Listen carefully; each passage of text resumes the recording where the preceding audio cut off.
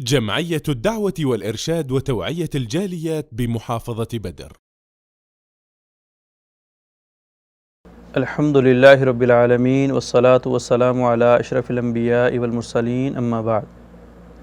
محترم سامعین و ناظرین، شریعت اسلامیہ ہمیں ہمیشہ اللہ اور اللہ کے رسول کی اطاعت اور فرما برداری کا حکم دیتی ہے، اور ہمیں ان تمام کاموں سے روکتی ہے جو اللہ کی ناراضگی، اللہ کے غضب اور اللہ کے غصے کا سبب بننے والے ہیں۔ ان کاموں سے ہمیں منع فرماتی ہے جو ہماری ہلاکت کا سبب بننے والی ہیں۔ ویسے تو سارے کے سارے گناہ ہی انسان کی زندگی کو اور انسان کی آخرت کو تباہ کرنے والے ہیں، ان سب سے بچنا چاہیے، لیکن وہ اعمال، وہ کام جن کے بارے میں آقا علیہ الصلاۃ والسلام نے خاص وضاحت فرمائی، خاص ان سے بچنے کا حکم دیا، ان سے بچنا ہمارے اوپر اور لازم ہو جاتا ہے۔ نبی علیہ الصلاۃ والسلام نے فرمایا، اجتنبوا السبع الموبقات، 7 ہلاک کرنے والی چیزوں سے بچو، اور ان 7 ہلاک کرنے والی چیزوں میں ایک چیز جادو ہے۔ جادو کا کرنا ہے یا جادو کا کروانا ہے؟ جادو کسے کہتے ہیں؟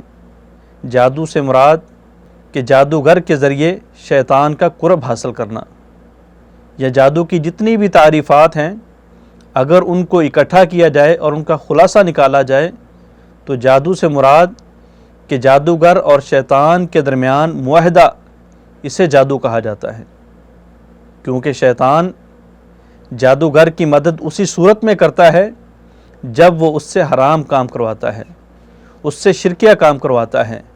مثال کے طور پہ جادوگر شیطان کو راضی کرنے کے لیے، شیطان کا پیار، اس کا قرب اور اس کی مدد حاصل کرنے کے لیے ایسے کام کرتا ہے جو انسان کی طبیعت کے اندر بھی گناہ کبیرہ سمجھے جاتے ہیں اور شریعت کے اندر بھی گناہ کبیرہ سمجھے جاتے ہیں۔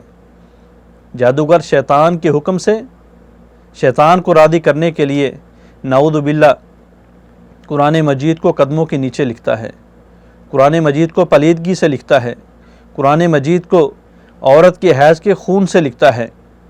شیطان کا قرب حاصل کرنے کے لیے جادوگر جادو کروانے والے کو اپنی بیٹی اور اپنی ماں سے زنوا کرواتا ہے، زنا کرنے کا کہتا ہے۔ جادوگر شیطان کا قرب حاصل کرنے کے لیے حلال جانوروں کو غیر اللہ کے نام پہ بغیر بسم اللہ کے ذبح کرتا ہے، تب جا کے یہ جادو کا آغاز ہوتا ہے، تب جا کے شیطان اس انسان کی مدد کرنے کی حامی بھرتا ہے۔ جادو کا کرنا اور کروانا یہ حرام ہے، کفر ہے، اور آقا علیہ الصلاۃ والسلام نے فرمایا، لیس منا من تسحر او تسحر لہ، اس انسان کا ہم سے کوئی تعلق نہیں، اس انسان کا شریعت اسلامیہ سے کوئی تعلق نہیں، اس انسان کا اسلام اور ایمان سے کوئی واسطہ نہیں جو جادو کرتا ہے یا جادو کرواتا ہے۔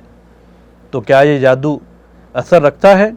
اس کے اندر کوئی شک و شبہ نہیں کہ جادو اللہ کے حکم سے تاثیر رکھتا ہے۔ جادو کی وجہ سے اموات ہو سکتی ہیں، جادو کی وجہ سے کاروبار تباہ ہو سکتا ہے، جادو کی وجہ سے میاں بیوی کے درمیان جھگڑے ہو سکتے ہیں، لڑائیاں ہو سکتی ہیں، حتیٰ کہ طلاق کی نوبت آ سکتی ہے، اور اس کی دلیل آقا علیہ الصلاۃ والسلام کے اوپر جادو کا ہو جانا ہے۔ جب ایک بہت بڑے جادوگر کے ذریعے آقا علیہ الصلاۃ والسلام پہ جادو کروایا، نبی علیہ الصلاۃ والسلام نے اس کی تاثیر کو دیکھا، اس جادو نے آقا علیہ الصلاۃ والسلام کے ذہن پہ بھی اثر کیا اور نبی علیہ الصلاۃ والسلام کے جسم پہ بھی اثر کیا، اور پھر اللہ رب العالمین نے 2 فرشتوں کو بھیج کے نبی علیہ الصلاۃ والسلام کو وہ سارا ماجرا سمجھایا، اور پھر آقا علیہ الصلاۃ والسلام نے اس جادو کا توڑ کیا۔ جانے سے کیا ہوتا ہے؟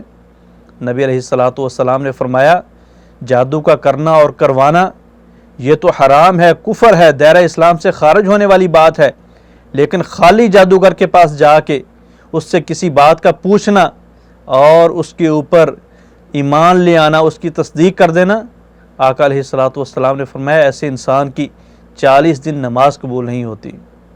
آقا السلام نے فرمایا ایسے انسان کے لیے وعید ہے، ایسے انسان کے لیے ہلاکت ہے، عذاب ہے۔